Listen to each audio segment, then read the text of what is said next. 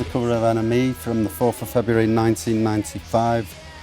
It was the Brat Awards special, which I think Oasis and Blur featured quite heavily in it.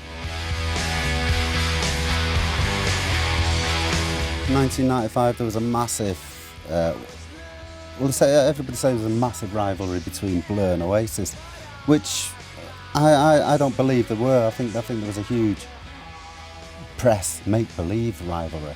I mean, you know, if I ever bumped into Damon in town or Graham or Alex, you know, we'd sit and we'd chat and everything was all right. And I think the same was with Noel. You know, Noel had bumped into Damon and Liam. You know, there was a few nights out around London I'd be out with Liam and we'd bump into either Damon or Alex. We'd always generally drink in the same places and meet them.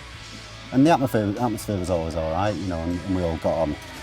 But put Liam in front of a camera with Damon next to him, and Liam being Liam will rise to the occasion, you know. But I think the press like to make this big thing, and I think it was pretty healthy. You know, it created a buzz around it all, and people, it's this big rival between Oasis and Blur. I don't think there was, you know, but it used to be a bit of a sweat on, you know. It's like you can see on here, best album, the winner was Blur, Part Life. Oasis was second with Definitely Maybe. So it was like, oh, are Blur going to win more than us this year? We used to have that sort of rivalry, but I don't think there was anything dangerous, you know.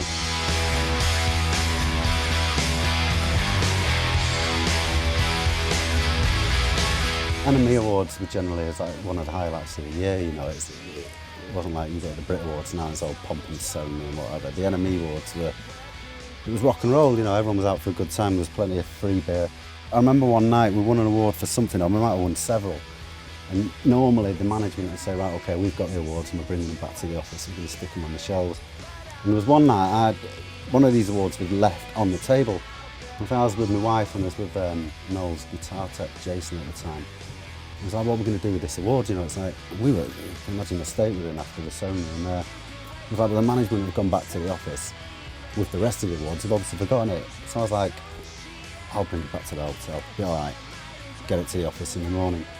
I think we were doing about 38 miles an hour around the roundabout near Buckingham Palace in the taxi. And that was in the days when you're allowed to smoke in a taxi, you know. So I'm having a cigarette, got the window open. And it was weird sort of going around the roundabout to the left like this. I'm leaning out with my cigarette and I've got the NME Award. I dropped it out the window, out of the cab. And it was just like that moment where it's like, shit, grab it, no, it's gone. So we're like, the cab driver, stop the cab, you know, he's like, I can't, just have it on the roundabout in the middle of Buckingham Palace, whatever, you've got to stop the cab, drop the NME Award.